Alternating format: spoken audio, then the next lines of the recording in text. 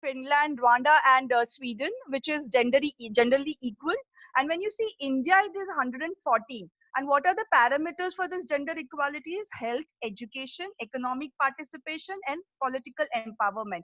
So it is important that as a country, we have to evolve. We have to take off all these stereotypes and make sure that at the work front, even at the college front, even at the home front, we have to make sure that both the genders are being oriented towards their economic independence, self-reliance, and they are being given an opportunity to take up household works also equally, so that they become self-reliant. And the nation sees more of a, like, if you see Finland and all, is the one of the topmost happiest countries. So when there is a gender equality, it creates a better country also. Now let's take up the definition of sexual harassment. Now, just because we discussed about how gender equality has it is related to sexual harassment. If there is an equality, the consequences are better. The we have a better people, we have better workforce when we treat when we make them aware about the gender equality.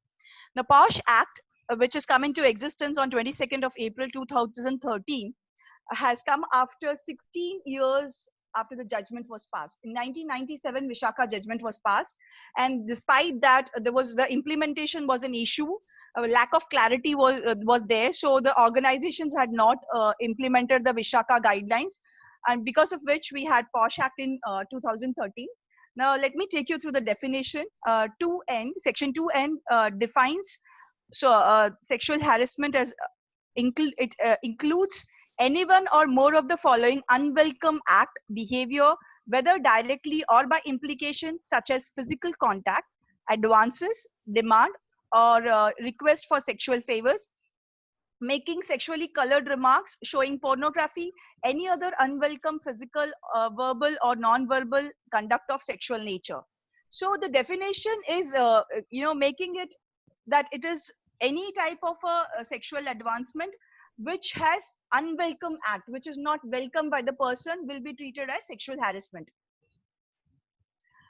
Now let us take up the key elements which would define the complaint when the complaint comes to a CIC or a internal committee, the complaint committee, how they are supposed to take the definition into it.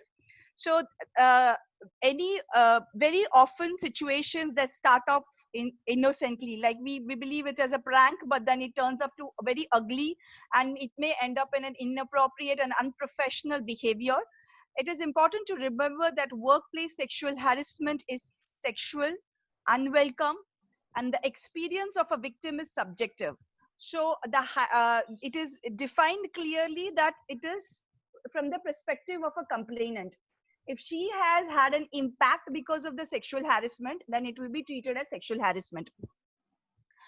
It is the impact and not the intent that matters. So this is very important key element, that there has to be an impact on the victim. It almost always occurs in the matrix of power.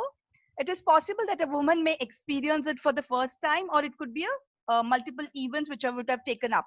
So people cannot question that, why she did not come immediately and complain, why she waited for some time. So if there is an impact on her and it is taking a toll on her health, physically, mentally, and it is affecting the employees work environment or a productivity, then she can come and complain to the internal committee. To enable prevention of sexual harassment at workplace, it is critical to recognize and differentiate between what is welcome and unwelcome. So I would suggest some of the example. It is creating a bad feeling to the person, then it is an unwelcome act. A person is clearly showing or opining that they are not consenting to that type of a behavior. They are being reluctant, but despite of that, if person comes again and again and start disturbing her, then it is an unwelcome act, which causes negative self-esteem and sadness to the person, that is taking a toll on their physical health. There is a trauma on that person. All these will be taken as unwelcome act for the definition part of it.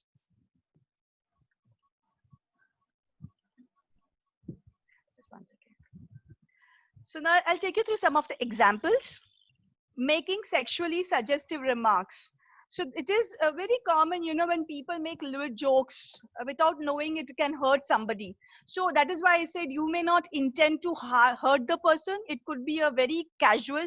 Now we are on a social media. We see a lot of people making all these type of jokes and all. So under Sexual Harassment Act, under the POSH and under for the organization, these type of remarks is a part of harassment. Serious and repeated offensive remarks such as teasing related to a person's body appearance and all. So this is also very common when I have been taking a workshops with the organizations and the colleges. I understand that these type of things is very common, which people don't understand even that it isn't sexual harassment. So most important is to make people